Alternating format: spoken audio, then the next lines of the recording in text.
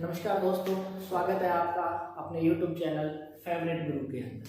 अगर आपने हमारा चैनल अभी सब्सक्राइब नहीं किया है तो चैनल को सब्सक्राइब कर लीजिए। आज का हमारा टॉपिक है गति। कोई भी वस्तु है वो दो अवस्थाओं में हो सकती है। सबसे पहली अवस्था या तो स्थिर हो सकती है और दूसरी अवस्था या वो क्या हो सकती है, गतिशील हो सकती है। यानी कि दो अवस्थाएं हैं आपके पास, एक है स्थिर अवस्था और एक है आपके पास गतिशील अवस्था। अब सबसे पहले हमें इन दोनों के बारे में पता होना चाहिए कि स्थिर अवस्था क्या होती है और गतिशील अवस्था क्या होती है। स्थिर अवस्था क्या होती है? अगर कोई वस्तु समय के अनुसार या समय के साथ स्थिति में परिवर्तन नहीं करती है, स्थिति में परिवर्तन नहीं करती है, तो वो क्या कहलाती है? स्थिर अवस्था में कहलाती है। स्थिर अवस्था क्या होती है? अगर कोई वस्तु है वो समय के साथ अपनी स्थिति में परिवर्तन नहीं करती है तो वो क्या कहलाती है? स्थिर अवस्था में कहलाती है। फॉर एग्जाम्पल, मान लीजिए आपने एक पेड़ देखा, आज आपने वो पेड़ देखा, कल आप वापस उसी जगह पे गए, वो पेड़ वही था, तीसरे दिन गए वही था, महीने बाद गए वही था। तो जैसे जैसे समय बीता उस पेड़ ने अपनी स्थिति को परिवर्तित नहीं किया। इसका मतलब वो पेड़ कौन सी अवस्था के अंदर है? स्थिर अवस्था के अंदर है। इसके अपोजिट अगर अपनी गतिशील अवस्था की बात करें तो अगर कोई वस्तु समय के साथ में अपनी स्थिति में परिवर्तन करती है तो वो क्या कहलाती है? गतिशील अवस्था में कहलाती है। अगर कोई वस्तु समय के साथ अपनी स्थिति में परिवर्तन करती है तो वो वस्तु कौन सी अवस्था में कहलाती है? गतिशील अवस्था में कहलाती है। फॉर एग्जाम्पल, मान लो हम घर पे हैं, एक सब्जी वाला आता है गली के अंदर, हमने उससे सब्जी ली और थोड़ी देर बाद हमने देखा कि वो उस गली से चला गया, तो वो समय के अनुसार अपनी स्थिति को क्या कर रहा है? परिवर्तित कर रहा है। इसका मतलब वो कौन सी अवस्था के अंदर है? गतिशील अवस्था के अंदर है। जैसे बस में अपन सफर करते हैं तो सफर करते वक्त जो बस होती है वो समय के साथ अपनी स्थिति में परिवर्तन कर रही होती है। तो अगर बस समय के साथ स्थिति में परिवर्तन कर रही है तो वो गतिशील अवस्था में है। अगर वो एक जगह पे खड़ी है यानी स्थिति के साथ उसके समय के साथ उसकी स्थिति में कोई परिवर्तन नहीं हो रहा, इसका मतलब वो कौन सी अवस्था में है? स्थिर अवस्था में है। तो ये दोनों बातें आपकी क्लियर होगी होंगी, एक तो स्थिर अवस्था और एक गतिशील अवस्था। क्योंकि गति के नियमों को पढ़ने के लिए आगे अपन गति के नियम पढ़ेंगे तो उसके लिए आपको जानकारी जरूरी थी। तो देखिए, गति के जो होते हैं वो 3 नियम होते हैं। कितने नियम होते हैं? 3 नियम होते हैं। ये 3 नियम प्रथम नियम, द्वितीय नियम और तृतीय नियम के नाम से जाने जाते हैं। दूसरे नाम के इनके वो अपन बाद में करेंगे, जब इनको विस्तार से करेंगे। तो देखिए, इसके अंदर जो सबसे पहले अपन बात करते हैं प्रथम नियम की। ये दिए किसने थे? न्यूटन ने दिए थे, ये आप सबको पता है। प्रथम नियम जो था, इस नियम को अपने जड़त्व का नियम भी कहते हैं, जड़त्व का नियम कहते हैं। पहले अपन इसका विस्तार से बात करते हैं, उसके बाद अपन आगे वाले दूसरे तीसरे नियम पे चलेंगे।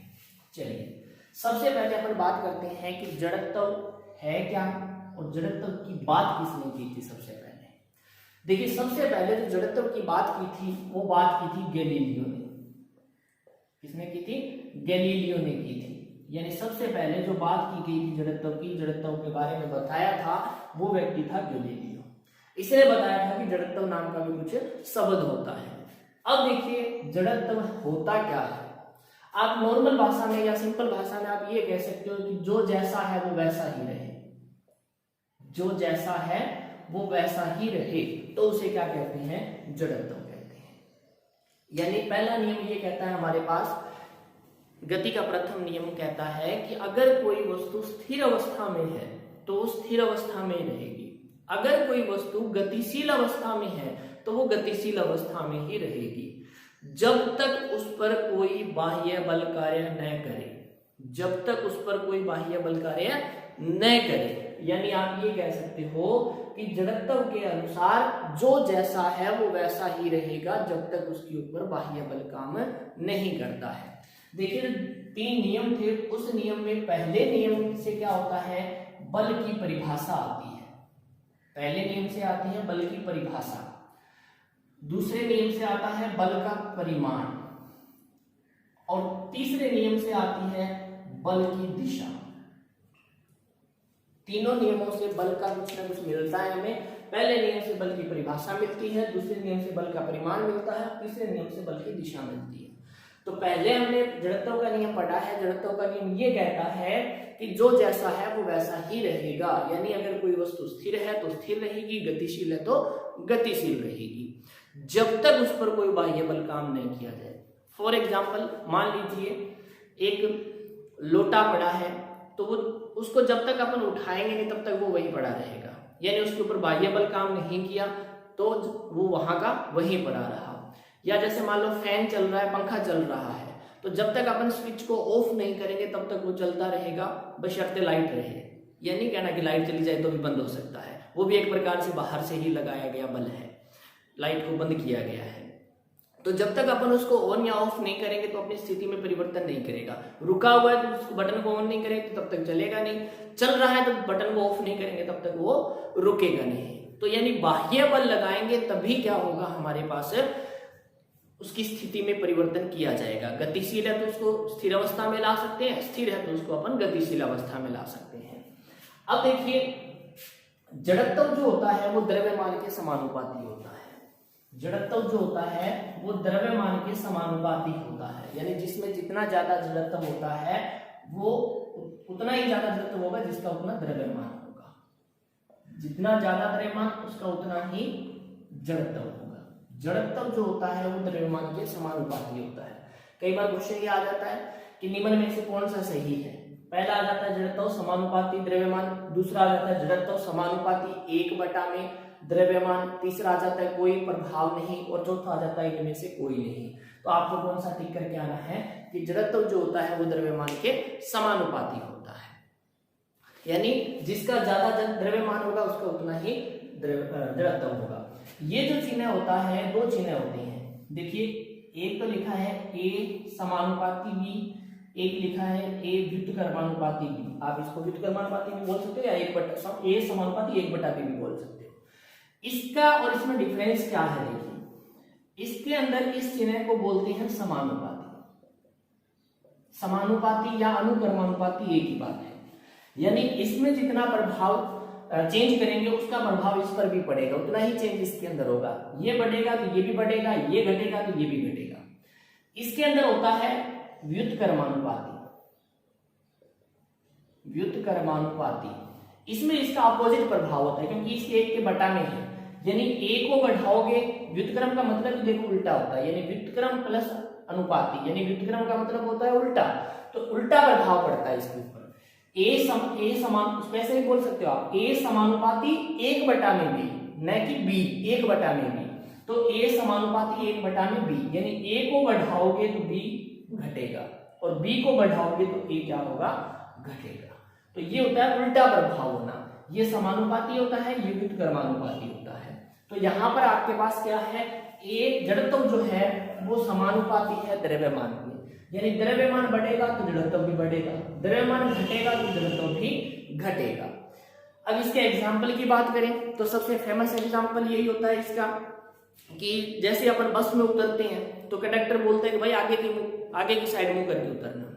क्यों बोलता है वो, क्योंकि जैसे मान लो अपन उतर रहे हैं तो हमारा पैर जो है वो क्या होता है, बस के साथ साथ गतिशील होते हैं, लेकिन हमारी ऊपर की जो बॉडी होती है, अपर बॉडी जो होती है वो बस के साथ गतिशील नहीं हो पाती है। यानी जैसे आप उतरोगे तो पैर तो आप चला लोगे, लेकिन ऊपर वाली बॉडी आपका क्या करती है, उतना मूवमेंट नहीं ले पाती है, इसलिए वो गिर जाता है।